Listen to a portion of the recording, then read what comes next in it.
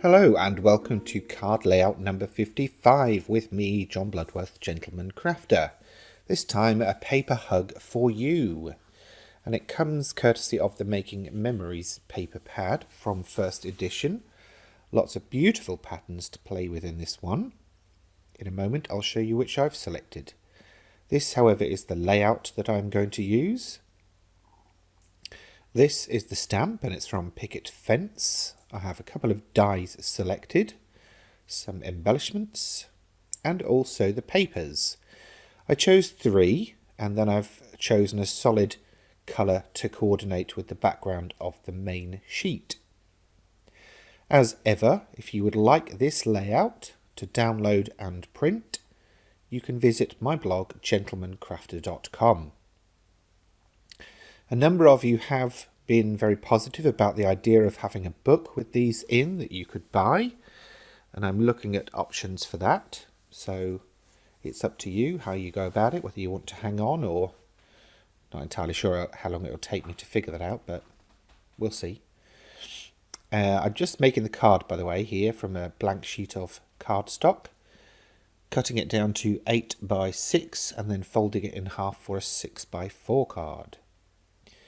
This is going to get covered entirely by one of the decorative papers using the bookbinding glue from Pinflair. They are a UK company, but they do ship worldwide, and I'm sure there's shops around the world that will stock it as well. If you can't find it and you can't afford the shipping, then do look out for bookbinding glue or tacky glue.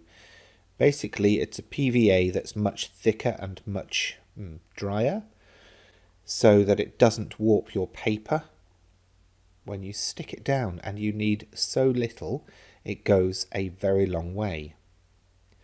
Now, I've rapidly been running through die cutting all of the little bits there, and I just thought I'd take a moment here to show you that I'm using a regular paintbrush to brush some pigment ink around the edges, and this is just to give it a defined edge, I guess you'd say. Normally I'd use obviously an ink blending tool, but on this occasion that would have been too big. Not really sure you can see the exact result here, but hopefully you saw it at the start, and I'll show you the card again at the end, so you should get a better idea. Just folding that mini envelope. Of course you could probably make this from a square of card, maybe. Doesn't have to be a die, you could just wing it.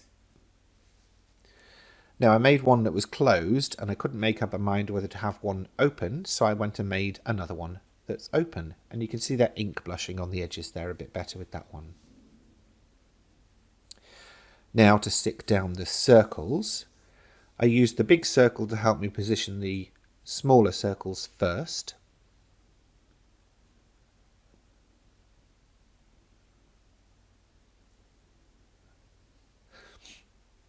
I've obviously given them a position and a size in the layout, but feel free to adapt for the card you're making. It's up to you. It's your card. You're making it for the occasion you're celebrating, so do as you wish.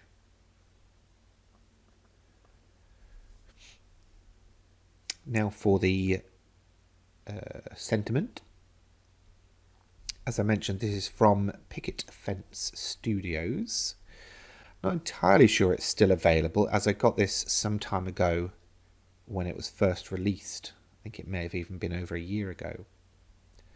But hopefully you would find something similar, or even choose something that's more appropriate for your celebration.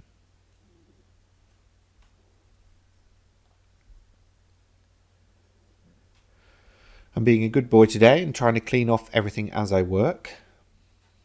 Doesn't always happen, and really if you saw the bit that's not in the shot, you'd think, you little fibber, you are not telling me the truth.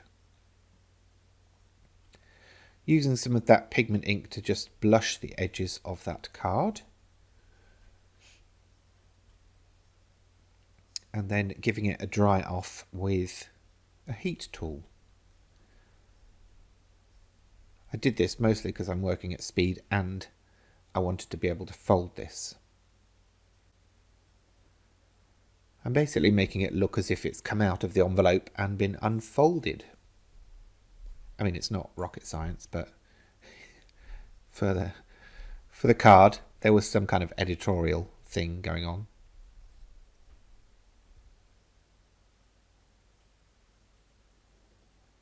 Yeah, it looks alright. I mean, if I did this again, I would probably actually use a paper rather than a lightweight cardstock, as the creasing is quite pronounced. Some foam pads to raise it from the card. Now, here's a question. Would you have put this at an angle or straight on as I did? Now, as I said, I couldn't decide which of these to use, the open or the closed envelope. So I kept shifting them around and playing with different combinations. And in the end, decided that I would use both. I mean, they're there, why not? It's almost like you've got a whole batch of love letters. Can't remember the last time I had an actual letter. All I get these days is emails and instant messages. Pinging away. Do you remember pen pal clubs? Do they still go on? Anyway, finishing the card off with some Nouveau drops. And there you have it, a paper hug just for you. Comments in the usual section, and thanks for watching. That's it for this time. If you've enjoyed this video, please remember to give it a thumbs up. And if you have any questions, feel free to leave them in the comments section below. And for more from me in the future, please remember to subscribe to this channel. Thanks for watching.